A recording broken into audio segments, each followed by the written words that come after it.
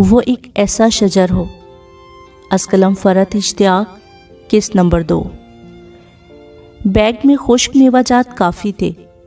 چینی، پتی، خشک دودھ بھی تھا، مگر کپ اور نہ تھا. مجبوراً وہ واپس جھیل تک گئی اور کپ وہاں سے دھو کر لائی. چائے کے ساتھ اس نے رات کا کھلا بسکٹ کا پیکٹ اٹھا لیا. 4 بسکٹ اور چائے کا کپ پی کر اس نے اللہ کا شکر ادا کیا جس نے ویرانے میں اس کی خوراک کا بندوبست کر دیا. ناشتے سے فارغ ہو کر اس نے برتن دھو کر واپس رکھ دیے. اس کے بعد بستر کی چادر جھاڑی، کمبل تہہ کیے. وہ شاید اس کے بے آرام ہونے کے خیال سے سب کچھ ایسے ہی چھوڑ گیا تھا. سب کام کر کے دیکھا، گھڑی کی سوئیاں آدھا گھنٹہ آگے ہوئی تھی. وہ منع کر کے گیا تھا، مگر اکیلے ایسے کیسے رہتی؟ میز پر پڑی کتاب اٹھا کر پڑھنے لگی. شکاریات کے متعلق وہ مشکل سے 10 منٹ پڑھ پائی. اس کے بعد ٹیپ ریکارڈر آن کر لیا. اس میں بولے جانے والی زبان سے وہ قطعی نا آشنا تھی. باہر نکل کر آس پاس تفریح کا لطف یوں نہیں لے سکتی تھی. اگر رستہ بھول گئی تو کیا ہوگا؟ ساتھ جنگل ہے، کوئی جانور ٹکرا گیا تو کیا ہوگا؟ جانوروں کا خیال آیا تو دوسری دل دہلا دینے والی سوچ بھی ذہن میں آ گئی. اگر اس وقت کوئی جانور گھس آئے تو میں کیا کروں گی؟ وہ دل کو ہر طرح بہلانے لگی کہ وہ شکاری ہے، اسے یہ جگہ محفوظ لگی ہوگی تو اس نے یہاں خیمہ لگایا. یقیناً کوئی خطرہ نہیں ہے. کچھ سمجھ نہ آیا تو درود کا ورد کرنے لگی. صبح سے دوپہر اور دوپہر سے شام وہ وہیں بیٹھی رہی. ناشتے کے بعد اس نے پانی تک نہ پیا. گھڑی نے 4 بجائے. اس نے شکر کیا کہ اب وہ آنے والا ہوگا. کل بھی ہم لوگ اسی وقت آئے تھے، مگر 4 تو کیا 6:30 ہو گئے اور وہ واپس نہیں آیا. تو اسے عجیب و غریب وہم ستانے لگے. وہ اسی شیر کا شکار کرنے گیا ہے. اس نے خود سے کہا، اگر وہ خود اس شیر کا شکار بن گیا تو کیا ہوگا؟ میں یہاں بیٹھی اس کا انتظار کرتی رہوں گی. اس خیال کا آنا تھا کہ وہ پورے خشوع و خضوع سے اس کی سلامتی کی دعا مانگنے لگی. 2 نفل پڑھ کر اس کے لوٹنے کی دعا مانگ رہی تھی کہ جیپ کے رکنے کی آواز آئی. شکر ہے خدایا، وہ اپنی دعاؤں کی قبولیت پر خوش ہوئی. وہ اندر آیا تو اس نے دوپٹہ نماز کے سٹائل میں اوڑھا ہوا تھا اور اس پر نظریں جمائے کھڑی تھی. شکر ہے آپ واپس آ گئے، میں تو بہت پریشان ہو گئی تھی. وہ خوشی اور مسرت سے اسے مخاطب ہوئی. وہ اس کو گھورتا ہوا بیڈ پر بیٹھ گیا. سامنے کارپیٹ پر اپنی جیکٹ پھینک دی. اس کے بعد اپنے لانگ شوز بڑے بے رحم انداز میں اتارے اور انہیں بھی دور پھینک دیا. وہ جو اپنی بات کا جواب نہ ملنے پر شرمندہ سی ہو گئی، اس کے غصے اور ناراضگی والے انداز سے ڈر گئی. شرٹ کے بٹن کھول کر شاید شرٹ بھی پھینکنے کا ارادہ رکھتا تھا، مگر اس کو دیکھ کر رک گیا. کیا مصیبت ہے؟ میرے سر پر کیوں کھڑی ہو؟ پتہ نہیں کون سی منحوس کھڑی تھی جو تم جیسی بلا نازل ہو گئی.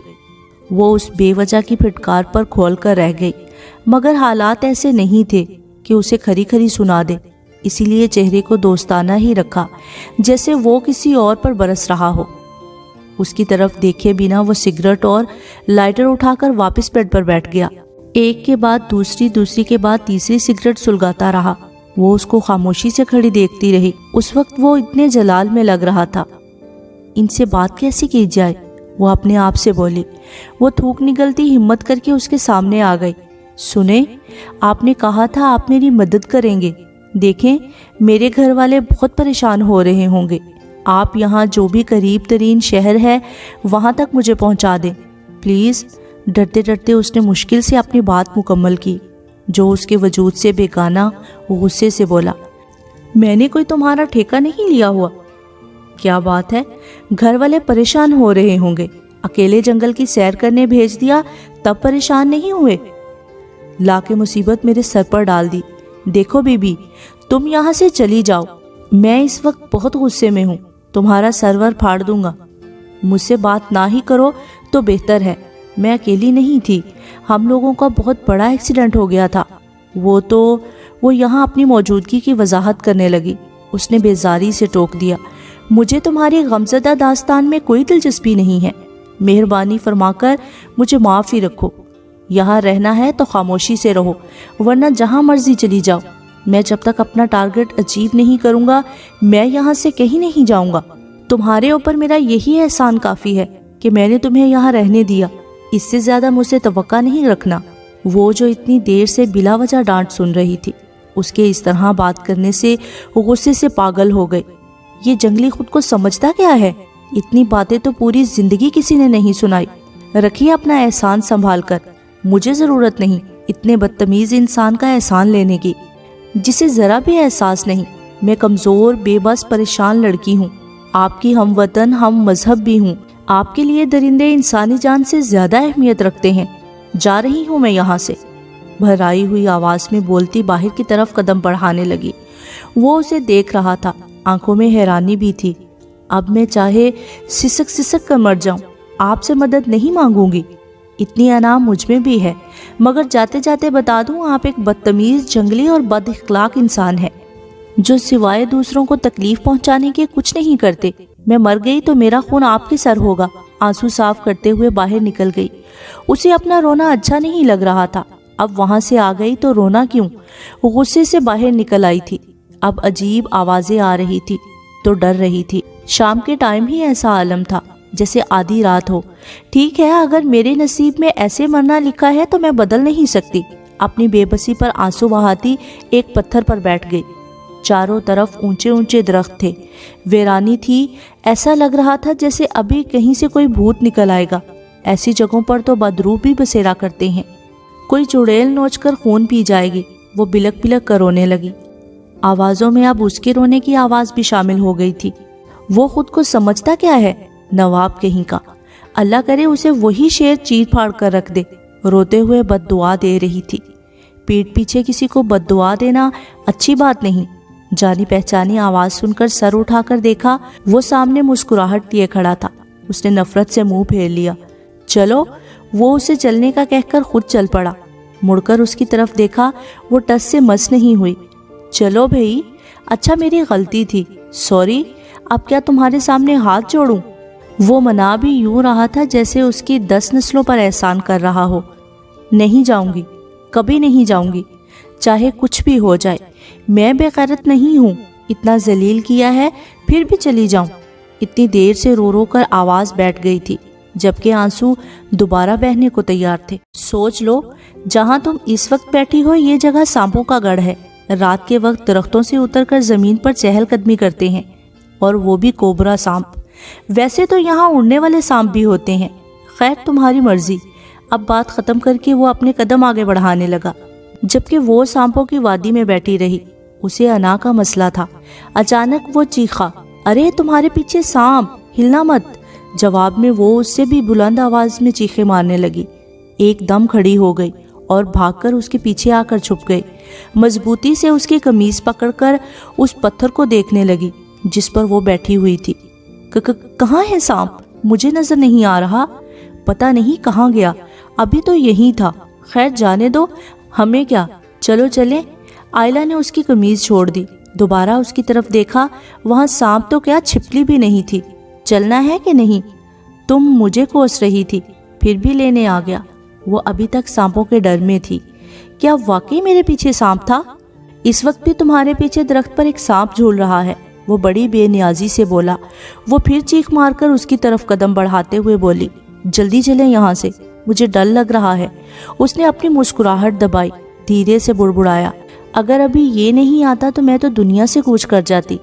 اچانک اس نے چیخ ماری، وہ جھنجلا گیا۔ تمہیں کیا تکلیف ہے؟ بات پہ بات چیخیں مارتی ہو، تمہارے گلے میں خراشیں نہیں پڑتی؟ میرے تو کان کے پردے پھٹتے معلوم ہو رہے ہیں۔ وہ چڑ کر بولا، ابھی ابھی میرے پاؤں سے کوئی چیز ٹکرائی تھی، کوئی چوہا ہوگا۔ اچھلتے سانپ کبھی دیکھا ہے؟ وہ اس کے چہرے کی سفیدی سے متاثر ہو کر دلاسا دے رہا تھا۔ کیا پتا تھا محترمہ سانپ کے نام سے اتنا خوف زدہ ہو جاتی ہیں؟ اگر سچ مچ سامنے آ جائے تو؟ اس نے اس کے پاؤں کی طرف دیکھا۔ تم ننگے پاؤں کیوں ہو؟ آپ نے اتنی بدتمیزی کی، میں غصے میں ننگے پاؤں ہی آ گئی تھی۔ میں نے بدتمیزی کی تھی؟ وہ حیران ہو کر بولا۔ لڑکی، جھوٹ مت بولو، الٹا تم مجھے جنگلی بےہودہ کیا کیا بول کر آئی تھی۔ یہ میری اعلیٰ ظرفی ہے کہ میں پھر بھی تمہیں لینے آ گیا۔ وہ نئے سرے سے تپ گئی۔ اچھا، پہلے مجھے منحوس، مصیبت، بلا کس نے کہا تھا؟ اچھا چلو، حساب برابر، کسی کا کسی پہ ادھار نہیں رہا۔ میرا خیال ہے اب جھگڑا ختم کر دینا چاہیے۔ تشریف لائیں میری نہایت قابل احترام اور معزز مہمان۔ اگر آپ اندر آ کر میرے غریب خانے کو رونق بخشے تو میں اپنی خوش قسمتی سمجھوں گا۔ وہ عاجزی سے بول رہا تھا۔ وہ اندر داخل ہوئی تو وہ بھی اس کے پیچھے اندر آ گیا۔ میرے خیال سے بات بات پر ایسے چڑ جانا، اسی لیے تم نے اپنی صحت کا یہ حال کیا ہوا ہے۔ خوش رہا کرو، ورنہ کچھ عرصے میں لوگ تمہارا نام چڑچڑی رکھ دیں گے۔ وہ چولہے کی طرف بڑھا اور اس سے بولا، کچھ کھایا تھا دوپہر کو؟ جواب میں اس نے نفی میں سر ہلا دیا۔ صبح چائے اور بسکٹ کھائے تھے۔ دیکھو، اگر تم بیمار پڑ گئی نا تو مجھ سے توقع مت کرنا، میں تیمارداری کروں گا۔ میں تو چلو کام کی دھن میں کھانے پینے سے غافل رہا، لیکن تم، وہ اسے ڈانٹ رہا تھا جبکہ وہ خاموش تھی۔ چلو تم بھی کیا یاد کرو گی، میں آج تمہیں مزیدار پاستا بنا کر کھلاتا ہوں۔ وہ اچانک ہی مہربان ہو گیا۔ وہ اس کے بدلنے پر بھی حیران تھی۔ اس نے بیگ سے پاستے کا پیکٹ نکالا، چھوٹی سی پتیلی نکال کر وہاں پاس پڑے کین سے پانی ڈال کر ابلنے کے لیے رکھ دیا۔ وہ اسے دیکھ رہی تھی۔ اس کے کام کرنے کا انداز اناڑی تھا۔ وہ ٹھہری سگڑ اس کے پھوہڑ پن کو برداشت نہ کر سکی، اس کے پاس آ گئی اور بولی، آپ رہنے دیں، میں بنا دیتی ہوں۔ جواب میں اس نے کندھے اچکائے۔ Most welcome. یہ کام بھی میرے لیے دنیا کا مشکل ترین کام ہے۔ اگر عبداللہ یہاں ہوتا، آپ اس کے ہاتھ کا کھانا کھا کر خوش ہو جاتی۔ مگر افسوس، وہ چولہے سے ہٹ گیا۔ تھوڑے سے پانی میں پاستا بھرا ہوا تھا۔ بیچاروں کو ڈوبنے کے لیے چلو بھر پانی بھی نصیب نہیں ہوا۔ وہ بول کے ہنس رہی تھی۔ وہ اسے ہنستا دیکھ کر حیران تھا۔ کیا ہوا؟ کچھ نہیں۔ پھر اس نے اوپر سے تھوڑا سا پاستا نکال دیا اور بولی، اگر آپ کی اجازت ہو تو آپ کے بیگ سے نمک لے سکتی ہوں؟ جو چاہے لے لو، کھانا جلدی کھلا دو، تمہیں بھی ثواب ملے گا، پورے دن کا پیاسا بھوکا ہوں۔ مزید کسر تم نے منتیں کروانے میں کر دی۔ وہ خود ہی بیگ سے نمک نکال کر لے آیا اور پوچھنے لگا، اور کچھ چاہیے؟ ہاں، ایسا کریں مچھلی اور مشرومز کا ایک ڈبہ لے آئیں۔ سامان کا تفصیلی جائزہ تو وہ صبح ہی لے چکی تھی۔ وہ بڑی سعادت مندی سے دونوں چیزیں لے آیا اور خود ہی کھول کر اسے دی۔ پاستا بوائل ہو گیا ہے، اس کا پانی کہاں پھینکوں؟ تو وہ بولا، لاؤ میں باہر پھینکاؤں۔ وہ اس ٹائم بڑا ہی اچھا بچہ بنا ہوا تھا۔ اسے شدید بھوک لگی ہوئی تھی۔ اس ڈر سے کہ وہ پانی کے ساتھ سب کچھ نہ پھینک دے، وہ خود ہی اٹھا کر باہر لے گئی۔ وہ بھی اس کے پیچھے پیچھے چلا آیا۔ پھر وہ جتنی دیر مشروم اور مچھلی کو بھون رہی تھی، وہ بھی ساتھ کھڑا دیکھ رہا تھا۔ فرائی کے بعد اس نے چیزیں پتیلی میں مکس کی اور پلیٹ میں نکالنے لگی تو وہ گہری سانس لیتا ہوا بولا، خوشبو تو زبردست آ رہی ہے۔ پلیٹ اس کے ہاتھ میں پکڑا کر اپنے لیے فرائنگ پین میں ہی پاستا نکال لیا، کیونکہ یہاں سب چیزیں ایک ایک تھی، چمچ بھی ایک۔ وہ اپنی پلیٹ پکڑ کر کارپٹ پر بیٹھ گیا، اس کا انتظار کر رہا تھا۔ اپنے لیے پتی کے ڈبے سے چمچ نکال کر اس سے ذرا فاصلے پر بیٹھ گئی۔ وہ بڑی رغبت سے کھانا کھانے لگا۔ بڑے دنوں بعد اسے کوئی ڈھنگ کا کھانا ملا تھا۔ وہ کھانے کی تعریف کر رہا تھا، خالی پلیٹ کر کے اور نکال کے لے آیا، جبکہ وہ کھا پی کے فارغ ہو گئی تھی۔ کیا ہوا؟ تم اتنی جلدی کھا چکی؟ وہ حیران ہوا۔ کل اس کا ندیدہ پن اپنی آنکھوں سے دیکھ چکا تھا۔ اور لونا، اتنا تھوڑا سا کھایا ہے؟ وہ شاید خلوص سے بول رہا تھا، مگر آئلہ کو لگا کل کے حوالے سے طنز کر رہا ہے۔ میں اتنا ہی کھاتی ہوں، شکریہ۔ اس کے جواب میں وہ خاموش ہو کر کھانا کھانے لگا۔ اس نے سوچا اسے اپنے حالات اب تفصیل سے سنا دینے چاہیے تاکہ اسے پتا چلے میں ایسی ویسی لڑکی نہیں ہوں۔ کل تو میں پورا دن بھوکی پیاسی جنگل میں بھٹکتی رہی۔ لیلا کی نیچر نے سب کو مروا دیا۔ وہ ابھی ٹھیک سے بات کر نہیں پائی، اس نے بوریت سے ٹوک دیا، ظاہر ہے کوئی ایکسیڈنٹ ہی ہوا ہوگا۔ شوق میں تو تم یہاں نہیں پھر رہی تھی۔ اس ذکر کو رہنے دو۔ وہ دوسری بار اس کے اوپر گزری بات سننے سے اسے روک رہا تھا۔ اس کا پھولا منہ دیکھ کر وہ ہنس دیا۔ دیکھو، اس میں ناراض ہونے کی کوئی بات نہیں ہے۔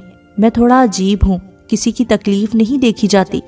آپ کی بھی کہانی دردناک آہوں سسکیوں والی ہوگی۔ اس وقت میرا رونے کا موڈ نہیں، اور اس وقت تم سناؤ گی تو خود بھی رو گی۔ پہلے بھی 20-25 لیٹر پانی آپ کی آنکھوں سے بہہ چکا ہے۔ عجیب آدمی ہیں آپ کو میرے بارے میں کوئی تجسس ہی نہیں۔ میں کون ہوں، کہاں سے آئی ہوں؟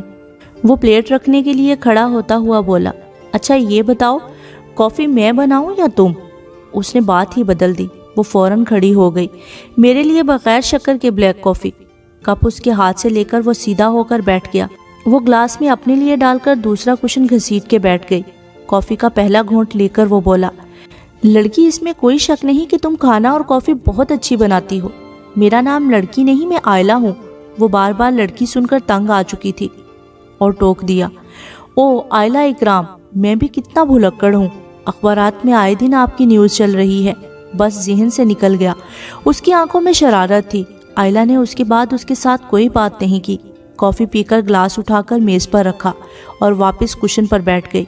वो उसकी खामोशी को एंजॉय कर रहा था। मेरा ख्याल है अब सोना चाहिए, वो खड़ा होकर जमाई लेते हुए बोला।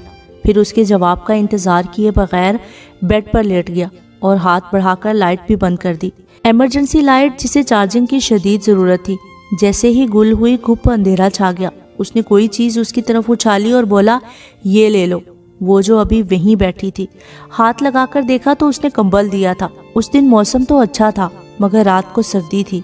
कल रात भी वो ठिठुरती रही थी। पहले उसका दिल किया था कि इनकार कर दे, फिर ख्याल आया कि ये तकल्लुफ़ उसे सर्दी में मारेगा। उसने चुप करके कंबल अपने गिर्द लपेट लिया।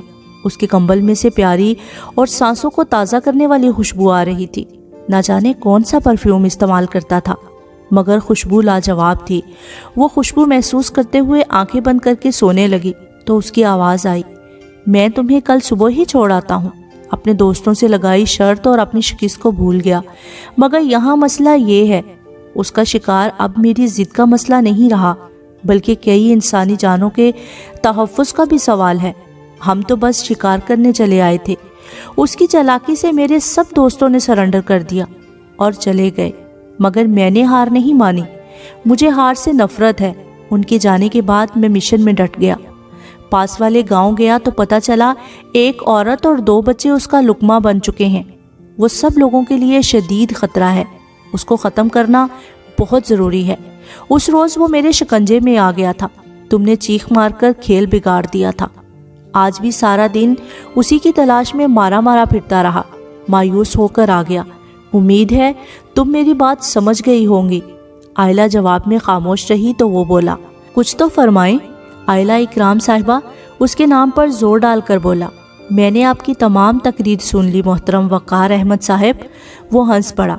इतने अंधेरे में दिखाई नहीं दिया, आवाज़ हंसी की आई थी। बहुत खूब, वैसे तुमने मेरा नाम कैसे मालूम कर लिया? आपका ताज़ा इंटरव्यू सुना था, वहीं से। उसे उधार रखना नहीं आता था, इसीलिए बोलती गई। वो बेसाख्ता बोला, तुमने पढ़ा था मेरा इंटरव्यू? तभी मैं सोच रहा था तुम मुझसे इम्प्रेस क्यों हो। वैसे आप सिडनी आकर देखो, मैं वाकई कितना मशहूर हूँ। वहाँ की मैगजीन में मेरे मुकालमे छपते हैं, लोग मेरे आगे पीछे रहते हैं। हाँ, आपको मियाँ मिट्ठू बनने का बहुत शौक है। वो चिढ़ गई। आयला खातून, इसे मियाँ मिट्ठू नहीं खुद शनासी कहते हैं। सिर्फ आयला हूँ मैं। वो चिढ़ गई। खुद शनासी नहीं, खुद पसंदी कहते हैं। Good night. वो करवट बदल के सो गई। वो बोला, सिर्फ आयला? अगर ये खुद पसंदी है तब भी कुछ गलत नहीं। आज के दिन तमाम वाक़यात सोचकर न जाने कब उसे नींद आ गई। उसकी आंख खुली तो वो चूल्हे के पास खड़ा चाय पी रहा था। मेज़ पर मोमबत्ती जलाकर रखी थी। गर्दन मोड़कर उसे देखा जो चाय और स्लाइस तेज तेज खा रहा था। गीले बिखरे बाल बता रहे थे सुबह नहाया है। घड़ी आज भी कल की तरह 4 बजा रही थी। हल्की नीली जीन्स पर सिल्वर टी शर्ट पहन रखी थी। उसे अपनी तरफ देखते पाया, मुस्कुरा कर बोला, सो जाओ, अभी बहुत सुबह है। वो खामोश पड़ी रही। कप रख के वो अपने बैग से राइफल रिवॉल्वर निकालने लगा। उसके बाद शूज़ पहने, घड़ी बांधी निकलने लगा तो वो उठकर बैठ गई और बोली, अगर वो 1 हफ्ता आपके काबू में नहीं आया तो आप यहीं रहोगे? हफ्ता क्या, साल भी नहीं आया तो भी मैं यहीं रहूँगा। वो परेशान होकर बोली, कुछ मेरे हाल पर रहम करें, मेरा क्या कसूर है? रहो यहाँ मज़े से, खाओ पियो, मुझे भी खिलाओ, सवाब कमाओ। अच्छा, बाकी बातें रात को होंगी। अल्लाह हाफिज़। वो उसके परेशान चेहरे पर निगाह डालकर निकल गया। उसके जाने से नींद कहाँ आती, उसके होने से अजीब सा तहफ़्फ़ुज़ मिलता। उसके जाते ही वो ख़त्म हो जाता। वज़ू करके नमाज पढ़ी, नाश्ता किया, सारा फिलावा समेटा, कारपेट पर बैठकर टाइम गुजारने लगी। कितना गंदा हुलिया हो रहा है मेरा। काश कोई दूसरे कपड़े होते तो बदल लेती। उसकी नफासत पसंद तबीयत को गरां गुजरा। अचानक उसको ख्याल आया और उठ खड़ी हुई। उसे क्या पता चलेगा, वो तो शाम को आएगा, तब तक मेरे कपड़े सूख भी गए होंगे और मैं उसी हुलिये में नजर आऊंगी। वो अपने आप को समझाती हुई शजरे ममनुआ की तरफ बढ़ी। पहले बैग में तो शिकार का सारा सामान था, दूसरे बैग में कपड़े देखकर एक्साइटेड हो गई। कपड़े ऐसे निकाले कि उसे पता भी ना चले। کہ کوئی اس کے بیگ میں گھسا تھا۔ بڑی احتیاط سے صابن شیمپو نکال کر جھیل کی طرف آ گئی۔ خوب اچھی طرح گھٹنوں تک پیر دھوئے، 2 مرتبہ بالوں میں شیمپو کیا۔ کہاں وہ روز نہانے والی اور کہاں یہ حال۔ خوب اچھی طرح منہ ہاتھ دھو کر خیمے میں آ کر کپڑے بدلے، اس کے برش سے بال سلجھائے اور واپس جھیل پر آ کر جلدی سے اپنے کپڑے دھوئے۔ کپڑوں کو خوب اچھی طرح نچوڑا تاکہ جلد سے جلد سوکھ جائے، اور وہیں خیمے کے پاس ایک بڑے سے پتھر کے اوپر خوب پھیلا کر کپڑے ڈال دیے۔ دھوپ خاصی تیز تھی، آدھے گھنٹے میں سوکھ جائیں گے۔ اس نے خود کو تسلی دی اور خیمے میں آ کر بیٹھ گئی۔ کپڑوں کے سوکھنے کا انتظار کرنے لگی۔ بے شک وہ موجود نہیں تھا، اس کی چیزیں استعمال کر کے خود کو چور محسوس کر رہی تھی۔ عین اسی وقت جیپ رکنے کی آواز سنائی دی۔ اس کا اوپر کا سانس اوپر اور نیچے کا نیچے رہ گیا۔ اس کا دل چاہا کہ وہ کہیں چھپ جائے یا غائب ہو جائے۔ اسے بھی آج ہی جلدی واپس آنا تھا۔ وہ ایک دم کھڑی ہو کر جیسے اپنے چھپنے کے لیے کوئی جگہ تلاش کرنے لگی۔ اسی وقت وہ اندر داخل ہوا۔ وہ جیسے ہی اندر داخل ہوا، ظاہری بات تھی، چھوٹی سی جھونپڑی میں آتے ہی پہلی نظر اس پر پڑی۔ وہ بالکل سامنے کھڑی تھی۔ اتنے قدآور انسان کے کپڑے اس کے جسم پر کیسے سما سکتے تھے؟ جینز کے پائنچوں کو پتہ نہیں کتنی دفعہ فولڈ کر کے اپنے ناپ کا بنایا تھا۔ شرٹ کے کندھے پتہ نہیں کہاں پہنچے ہوئے تھے۔ ہاف سلیوز فل محسوس ہو رہی تھی اور ٹی شرٹ کی لمبائی گھٹنوں کے قریب قریب ہی تھی۔ وہ اتنی بری طرح اب تک کی زندگی میں کبھی شرمندہ نہیں ہوئی تھی جتنا آج ہونا پڑ رہا تھا۔ اندر داخل ہوتے ہی حیرانی سے اسے دیکھا، جو سر جھکائے شرمندہ کھڑی تھی۔ اتنی سکت بھی نہیں تھی کہ نظر اٹھا کر اس کی طرف دیکھتی۔ وہ اسے نظر انداز کرتا اندر بڑھا، بیگ سے ریوالور اور دوسری چیزیں نکالنے لگا۔ 2-3 منٹ میں وہ اپنا کام کر کے پلٹا۔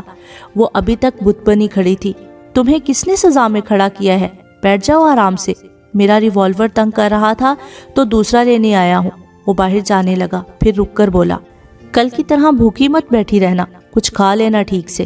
اس نے بمشکل سر اٹھا کر اس کی طرف دیکھا۔ وہ اسی کو دیکھ رہا تھا، بڑے عام سے انداز میں، جیسے کوئی غیر معمولی بات ہوئی ہی نہیں۔ بڑی مشکل سے سر کو ہلایا۔